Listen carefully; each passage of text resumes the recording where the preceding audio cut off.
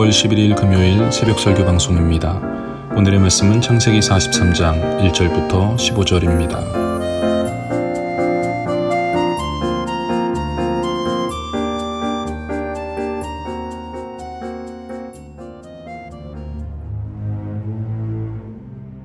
그 땅에 기근이 심하고 그들이 애굽에서 가져온 곡식을 다 먹으매 그 아버지가 그들에게 이르되 다시 가서 우리를 위하여 양식을 조금 사오라. 유다가 아버지에게 말하여 이르되 그 사람이 우리에게 엄히 경고하여 이르되 너희 아우가 너희와 함께 오지 아니하면 너희가 내 얼굴을 보지 못하리라 하였으니 아버지께서 우리 아우를 우리와 함께 보내시면 우리가 내려가서 아버지를 위하여 양식을 사려니와 아버지께서 만일 그를 보내지 아니하시면 우리는 내려가지 아니하리니 그 사람이 우리에게 말하기를 너희의 아우가 너희와 함께 오지 아니하면 너희가 내 얼굴을 보지 못하리라 하였음이니이다. 너희가 어찌하여 너희에게 또 다른 아우가 있다고 그 사람에게 말하여 나를 괴롭게 하였느냐? 그 사람이 우리와 우리의 친족에 대하여 자세히 질문하여 이르기를 너희 아버지가 아직 살아계시느냐 너희에게 아우가 있느냐 하기로 그 묻는 말에 따라 그에게 대답한 것이니 그가 너희의 아우를 데리고 내려오라 할 줄을 우리가 어찌 알았으리이까? 유다가 그의 아버지 이스라엘에게 이르되 저 아이를 나와 함께 보내시면 우리가 곧 가리니 그러면 우리와 아버지와 우리 어린 아이들이 다 살고 죽지 아니하리이다. 내가 그를 위하여 담보가 되오리니 아버지께서 내 손에서 그를 찾으소서. 내가 만일 그를 아버지께 데려다가 아버지 앞에 두지 아니하면 내가 영원히 죄를 지리이다. 우리가 지체하지 아니하였더라면 벌써 2번 갔다 왔으리이다. 그러할진대 이렇게 하라. 너희는 이 땅의 아름다운 소산을 그릇에 담아가지고 내려가서 그 사람에게 예물로 드릴지니 곧 유향 조금과 꿀 조금과 향품과 모략과 유향나무 열매와 감복숭아이니라. 너희 손에 갑절의 돈을 가지고 너희 자루 아귀에 도로 넣어져 있던 그 돈을 다시 가지고 가라. 혹 잘못이 있었을까 두렵도다. 내 아우도 데리고 떠나 다시 그 사람에게로 가라. 전능하신 하나님께서 그 사람 앞에서 너희에게 은혜를 베푸사 그 사람으로 너희 다른 형제와 베냐민을 돌려보내게 하시기를 원하노라. 내가 자식을 잃게 되면 이르리로다. 그 형제들이 예물을 마련하고 갑절의 돈을 자기들의 손에 가지고 베냐민을 데리고 애굽에 내려가서 요셉 앞에 서니라. 샬롬, 좋은 아침입니다. 오늘도 주님의 말씀으로 은혜 받으시고 예수 이름으로 승리하는 복된 하루 지내시기를 주님의 이름으로 간절히 축복합니다. 지금 온 세상에 심각한 흉년이 찾아왔는데요. 하나님께서 하시는 일이었습니다. 애굽의 왕 바로의 꿈을 통해 미리 알려주셨고 또 요셉을 통해 대비하게 하셨죠. 정말로 흉년은 찾아왔고 애굽은 요셉 덕분에 양식을 얻을 수가 있었습니다. 그러니까 이 흉년의 사건을 통해서 애굽 온 땅이 요셉의 하나님을 인정하게 됩니다. 요셉을 하나님의 영에 감동된 자라고 인정을 했고 자기들이 믿는 애굽의 잡신들보다 요셉의 하나님이 더 강하신 분이고 진짜 신이라고 생각을 하게 됩니다. 물론 하나님은 여러 신들 중에 한 분이 아닙니다. 그래서 요셉은 하나님 이야기를 할 때마다 그분이 유일한 신이라는 표현을 덧붙였습니다. 그러나 애굽 사람들에게는 여전히 많은 신들 중에 하나로 이해가 되었을 겁니다. 하지만 그래도 신 중의 신은 요셉의 하나님이라고 믿는 자들이 많아졌겠죠. 이 흉년의 사건을 통하여서 하나님이 하시는 또 하나의 중요한 일은 야곱과 그 자녀들의 육적인 생명과 또 영적인 생명을 살리시는 거였습니다. 결국 그 가문을 애굽 땅으로 불러들여서 약속하신 것처럼 번성케 하실 계획입니다. 그 일을 위해서 지금 요셉의 형님들을 훈련시키시는 거죠. 요셉의 아버지 야곱의 마음까지도 하나님은 만져주십니다. 요셉을 잃은 상처, 또 베냐민을 향한 집착, 이제 그만 다 내려놓고 하나님께 온전히 맡기라는 거예요. 인간적으로 볼 때에는 이 끔찍한 흉년의 사건이 비극이고 불행일지 모르겠지만 하나님께서 보실 때에는 회복의 역사여 구원의 역사였습니다. 우리 인생 중에도 흉년이 찾아옵니다. 물질적인 어려움을 당할 때도 있고 영적인 침체를 만나기도 하고요. 마음이 아파서 곤고함으로 힘들어할 때도 있습니다. 형제들 때문에 어려움을 당하기도 하고 자녀들 때문에 고통스러울 때도 있습니다. 인간관계의 문제로 인해서 혼자 숨어버리고 싶을 때도 많이 있을 겁니다. 그러나 이 모든 고난의 시기를 통하여서 하나님께서 하시는 일이 있습니다. 회개할 기회를 주시고 회복의 기회를 주시고요. 또 내 고집을 내려놓고 하나님께 나의 인생을 온전히 맡길 수 있는 시간도 주시는 겁니다. 말씀이 얼마나 귀중한지 깨닫게 하시며 더 기도하게 하십니다. 결국 우리에게도 회복의 역사와 구원의 역사가 일어날 것입니다.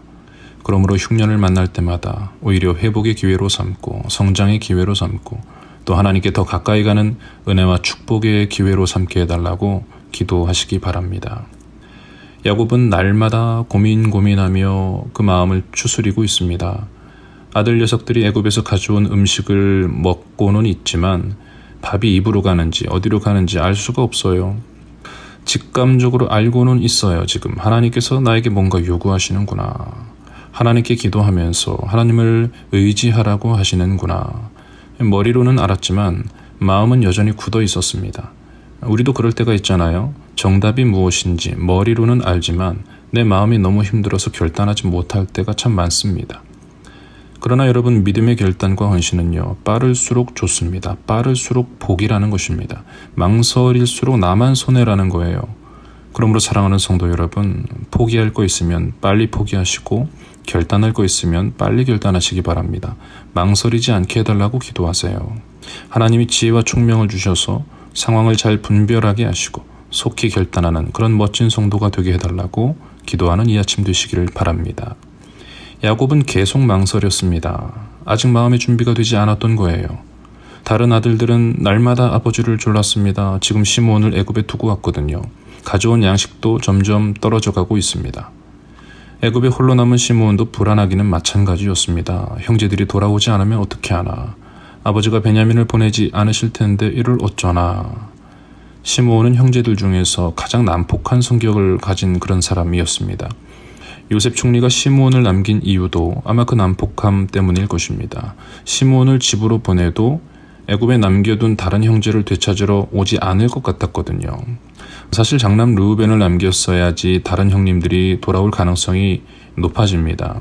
하지만 르우벤이 20년 전 요셉 자신을 그래도 좀 살려보려고 애썼다는 이야기를 듣고 보니 큰형님을 집으로 보내는 게 낫다는 생각이 들었습니다. 그래야 애굽에 남겨둘 그 한 사람을 살리려고 다시 오지 않겠나 싶었던 거죠.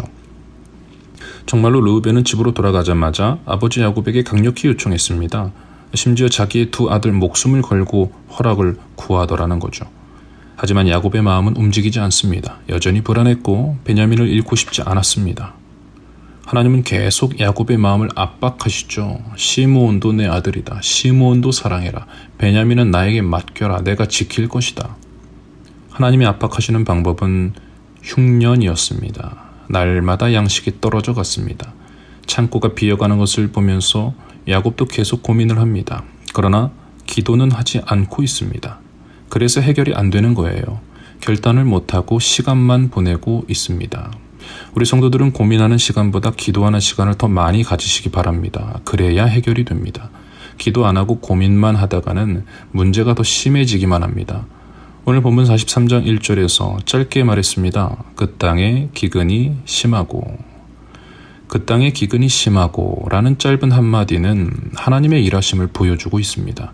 그 땅의 기근이 심하고 야곱의 근심도 심했습니다. 양식이 다 떨어지게 됩니다. 2절 말씀을 보면은 야곱이 말도 안 되는 명령을 하죠. 그들이 애굽에서 가져온 곡식을 다 먹음에 그 아버지가 그들에게 이르되 다시 가서 우리를 위하여 양식을 조금 사오라. 드디어 양식이 다 떨어졌습니다. 이제 둘 중 하나를 결정해야 합니다. 굶어 죽을 것인가 아니면 베냐민을 애굽으로 보낼 것인가. 둘 중 하나만 선택해야 합니다. 그런데 야곱은 둘 다 거부합니다. 그리고는 혼자만의 욕심을 말하죠. 애굽으로 다시 가서 우리를 위하여 양식을 조금 사오노라. 제정신으로 하는 말이 아닌 것 같습니다. 몇 달간 계속되는 고민에 지치기도 했고 배도 고팠고요. 몸과 마음이 쇠약해졌습니다. 두 눈은 초점을 잃었습니다. 멍하니 중얼거리는 거예요. 다시 애굽으로 가라. 양식을 조금 사와라. 말이 안 된다는 것을 야곱도 알고 있습니다. 그러니까 양식을 조금 사오라고 그러는 거예요. 당당하고 자신 있다면 양식을 많이 사오라고 그랬겠지요. 풍성하게 넉넉하게 사오라고 그랬을 거예요. 하지만 지금 자기도 반칙이라는 걸 알고 있습니다. 가서 양식을 조금만 사겠다고 그러면 베냐민 없이도 괜찮지 않겠냐 이거죠. 괜찮지 않다는 걸 알면서 하는 말입니다. 유다가 듣다 못해 아버지에게 소리를 지릅니다. 말도 안 되는 소리 하지 마세요 아버지. 베냐민 없이는 우리도 안 갑니다. 가봤자 그 총리를 만날 수도 없단 말입니다. 3절부터 5절에서 말했습니다. 유다가 아버지에게 말하여 이르되 그 사람이 우리에게 엄히 경고하여 이르되 너희 아우가 너희와 함께 오지 아니하면 너희가 내 얼굴을 보지 못하리라 하였으니 아버지께서 우리 아우를 우리와 함께 보내시면 우리가 내려가서 아버지를 위하여 양식을 사려니와 그렇지 않고 아버지께서 만일 그를 보내지 아니하시면 우리는 내려가지 아니하리니 그 사람이 우리에게 말하기를 너희 아우가 너희와 함께 오지 아니하면 너희가 내 얼굴을 보지 못하리라 하였음이니이다. 지금 아버지에게 현실을 부인하지 말라고 냉정하게 생각하시라고 우리 다 같이 굶어 죽게 할 거냐고 아주 강력하게 항의하는 것입니다. 아버지 야곱도 가만히 있지 않습니다. 몰라서 하는 말이 아니었거든요. 6절 말씀을 보세요. 이스라엘이 이르되 너희가 어찌하여 너희에게 또 다른 아우가 있다고 그 사람에게 말하여 나를 괴롭게 하였느냐. 불똥이 엉뚱한 대로 튀고 있습니다. 뭐하러 베냐민 얘기를 해가지고 이런 상황을 만들었냐고 아들들을 원망하는 겁니다. 왜 나를 괴롭게 하였느냐 소리를 지르고 있습니다. 그러나 하나님은 말씀하시겠지요. 너를 괴롭게 하는 것은 아들들이 아니라 바로 너 자신이다. 그리고 나 여호와다 야곱아.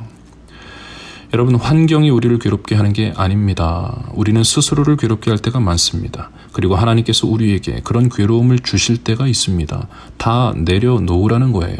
하나님께 다 맡기라는 것입니다.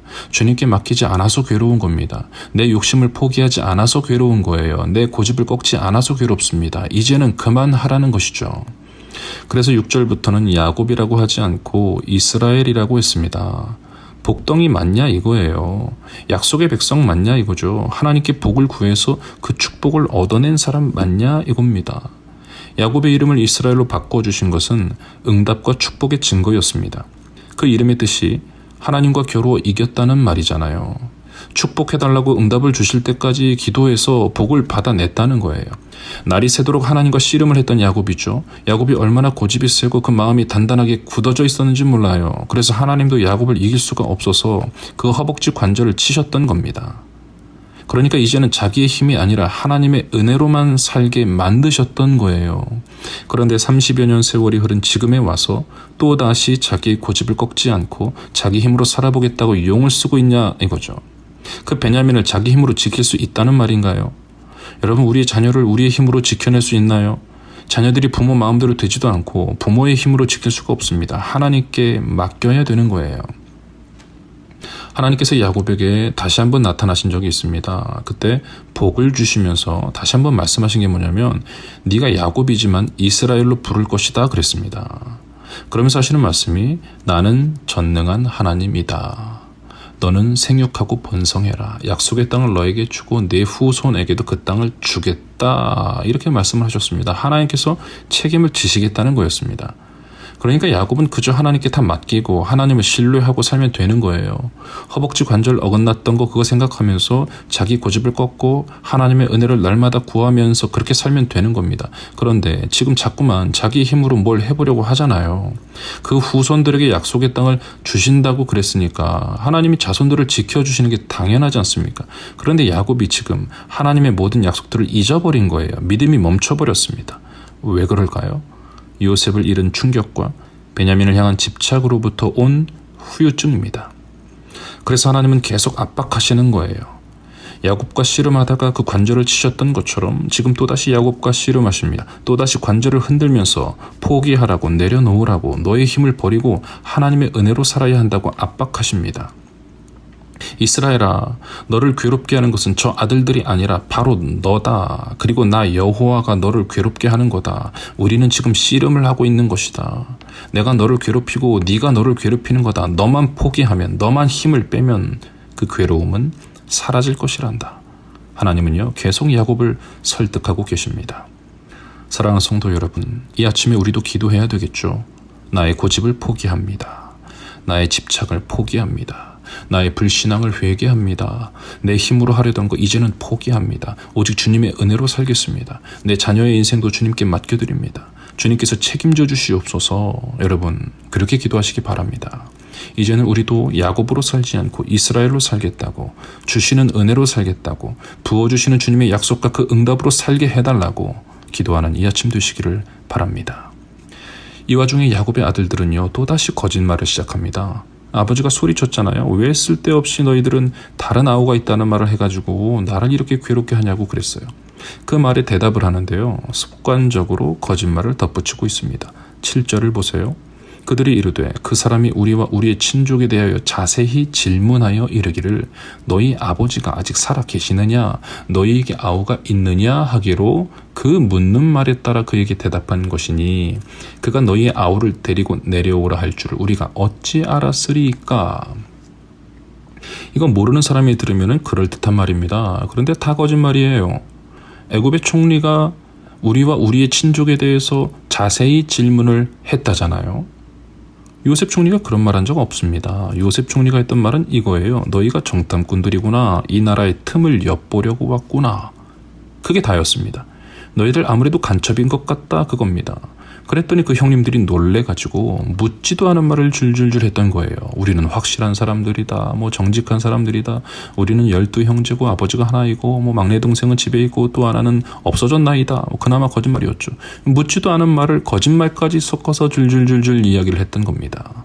그래 놓고는 지금 아버지 앞에서는 그 애굽의 총리가 자세히 물어봐서 대답한 거다라고 거짓말을 하는 거예요. 그것도 아주 직접 화법으로 말을 하죠. 거짓말도 아주 실감나게 구체적으로 합니다.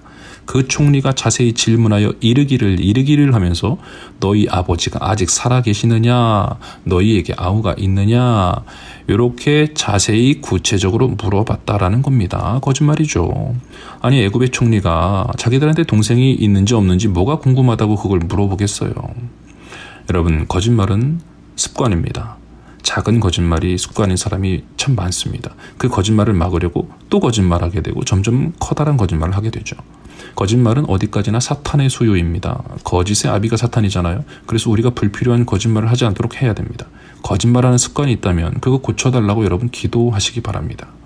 지금 야곱의 아들들이 거짓말을 하는 이유가 있죠. 빨리 보내달라는 거예요. 베냐민을 데리고 가겠다는 겁니다. 베냐민은 주지도 않고 그냥 애굽으로 가서 양식을 조금만 사오라는 그런 말도 안 되는 소리 하지 말라는 거예요. 그러면서 10절에서 말했죠. 우리가 지체하지 아니하였더라면 벌써 2번 갔다 왔으리다. 하여간 거짓말도 섞고 과장도 섞어가면서 말도 참 잘해요. 벌써 갔으면 우리가 벌써 2번은 갔다 오겠습니다, 아버지. 그 말을 하는 거죠. 말을 참 잘해요. 그러나 그 말에 진실함이 없습니다. 여러분, 우리가 또 한 가지 기도해야 할 것이 바로 그겁니다. 진실한 마음을 가진 성도, 그리고 진실한 말을 하는 성도가 되게 해달라고 기도하시기 바랍니다. 말을 잘 하느냐가 중요한 게 아닙니다. 거짓말 섞어서 말을 하고 잔뜩 부풀려서 과장해서 말을 하고 그럴듯하게 말을 하는 게 잘하는 게 결코 아니라는 거예요. 한마디를 하더라도 진실하게 말하는 게 좋은 것이죠. 아들들이 하는 말이 과장된 것은 분명하지만 야곱이 지체하고 있는 건 사실이었습니다. 야곱도 마음으로는 아마 2번, 3번 더 갔다 왔을 거예요. 그러나 계속 고집을 부리고 있었던 거죠. 그런데 이제 그가 항복합니다. 하나님과의 씨름이 끝나는 순간이죠. 하나님의 훈련이 성공적으로 진행되고 있습니다. 야곱은 자기 마음속에 붙들어 놓았던 베냐민을 이제 풀어주기로 합니다. 하나님께 맡기겠다는 겁니다. 아들들을 불러놓고 선물을 준비하라고 합니다. 11절 말씀 하반절을 보면은 너희는 이 땅의 아름다운 소산을 그릇에 담아가지고 내려가서 그 사람에게 예물로 드릴지니 곧 유향 조금과 꿀 조금과 향품과 몰약과 유향나무 열매와 감복숭아이니라. 그 사람에게 예물을 드리라고 그랬습니다. 애굽의 총리를 말하는 것이죠. 그 사람이 바로 죽은 줄 알았던 자기 아들 요셉이라는 것은 상상도 해본 적이 없을 겁니다. 12절을 보면은 갑절의 돈을 챙겨가라고 합니다. 그리고 지난번에 짐 속에 들어있었던 그 돈도 다시 가져가라고 그랬습니다. 걱정이 되는 거죠. 12절 끝에서 고백을 합니다. 혹 잘못이 있었을까 두렵도다. 야곱이 몇 달 동안 고민한 일들입니다. 베냐민을 보낼까 말까, 아들들을 다시 보낼까 말까 계속 고민했거든요. 여러 가지 상상을 많이 했습니다. 도둑으로 몰려서 모두 죽임을 당하진 않을까, 그렇다고 두고 온 시므온을 그냥 포기할 수는 없는데 이를 어쩌나, 그 두려움이 여전히 남아 있습니다. 고민만 하고 기도는 하지 않아서 그래요. 하나님께 기도하면 담대함이 생깁니다. 두려움은 사라지게 되어 있습니다. 그러나 야곱은 여전히 두려움에 사로잡혀 있어요. 하지만 어쩔 수 없었어요. 뭔가 결단을 해야만 했습니다. 이대로 다 같이 굶어 죽을 수는 없었거든요. 그래서 정말로 하기 싫었던 말을 합니다. 입이 떨어지지 않았지만 아주 기어들어가는 소리로 겨우 말을 하는 거죠. 13절 보세요. 내 아우도 데리고 떠나 다시 그 사람에게로 가라.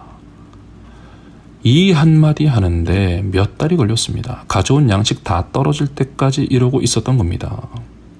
이제 아들들이 애굽을 다녀올 때까지는 또다시 쫄쫄 굶으면서 힘들게 지내야 했습니다.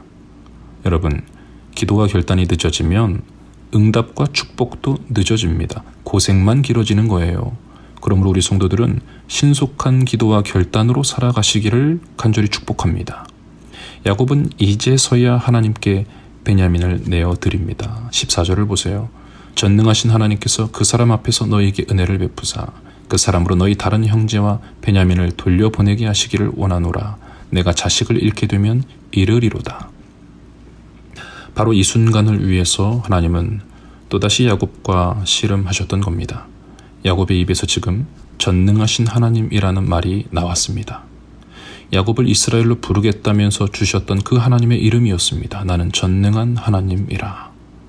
그날 들은 그 이름을 이제서야 다시 부르고 있습니다. 전능하신 하나님께서 그 사람 앞에서 너희에게 은혜를 베푸사. 은혜라는 말도 이제서야 하고 있습니다.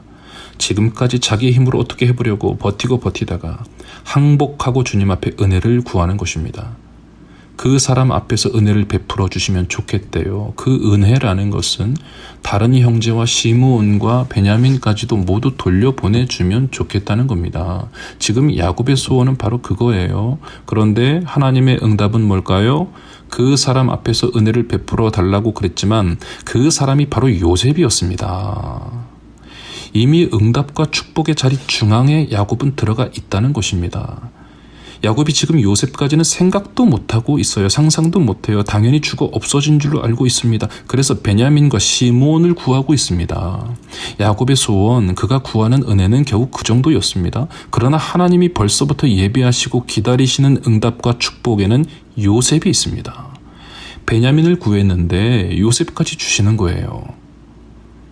사랑하는 여러분, 우리 하나님은 엘샤다이 전능하신 하나님이십니다. 그 하나님께 은혜를 구하세요. 이미 준비하신 풍성한 은혜가 있다는 것을 잊지 마시기 바랍니다. 우리가 베냐민의 은혜를 구해도 하나님은 요셉의 은혜를 주십니다. 그런데 야곱이 14절 끝에서 말했잖아요. 내가 자식을 잃게 되면 이르리로다. 이제는 다 포기하고 주님께 다 맡겼던 겁니다. 내가 베냐민을 포기하면 상상도 못했던 요셉까지도 주신다는 것이죠. 우리가 전능하신 하나님을 믿고 신뢰하는 주의 성도들이라면 내 모든 것 다 포기하고 다 내려놓고 오직 주님의 은혜를 구하며 살아가야 합니다. 여러분, 우리는 절대로 나의 힘과 내 능력과 공로를 가지고 살 수가 없습니다. 오직 하나님의 은혜로만 살 수 있는 우리들입니다. 지금 야곱이 여러 가지 예물을 챙겨서 보내고 있지만 그게 다 무슨 소용이 있을까요? 아무 소용 없습니다. 애굽의 총리 요셉에게 유향을 조금 갖다 준다고 좋아할까요? 11절에서 준비하라고 그랬던 예물들을 보세요. 유향 조금과 꿀 조금이랍니다. 많이도 아니에요. 향품과 모략과 유향나무 열매와 감복숭아를 갖다 주랍니다. 애굽의 왕과 같은 요셉에게 그런 거 준다고 해서 달라질 게 없습니다. 필요한 거는요, 하나님의 은혜였습니다. 우리는 유향으로 살고 감복숭아로 살 수 있는 그런 사람들이 아닙니다. 오직 하나님의 은혜로만 살 수 있다는 것을 믿으시기 바랍니다. 형제들이 애굽으로 떠났습니다. 드디어 베냐민을 데리고 갔지요. 베냐민의 그 뒷모습을 바라보는 야곱은 그들이 저 멀리 사라질 때까지 눈물로 기도했습니다.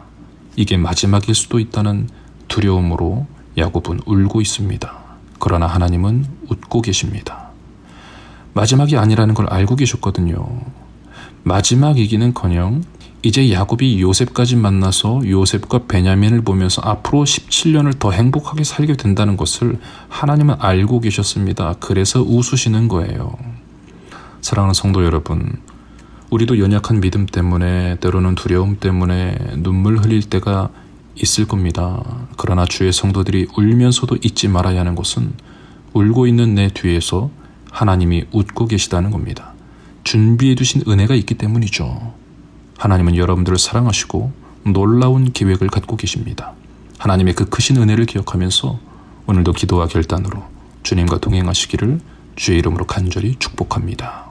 기도합시다. 하나님 아버지, 우리는 오직 하나님의 은혜로만 살 수 있습니다. 그러나 여전히 믿음이 부족하고 품고 있는 욕심이 너무 많아서 기도하지 않고 결단하지 않고 두려움으로 살아갈 때가 많습니다. 우리의 그 연약함을 고쳐주시려고 때로는 고난을 주시고 기근을 주시고 심한 괴로움을 통하여 회복의 기회를 주시니 감사합니다.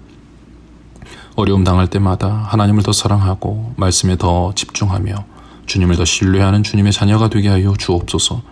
날마다 정직함과 진실함으로 살게 하시고 주님의 약속을 기억하여 믿음으로 살게 하시며 나의 공로가 아닌 주님의 은혜로 살아갈 수 있도록 우리를 축복하여 주옵소서.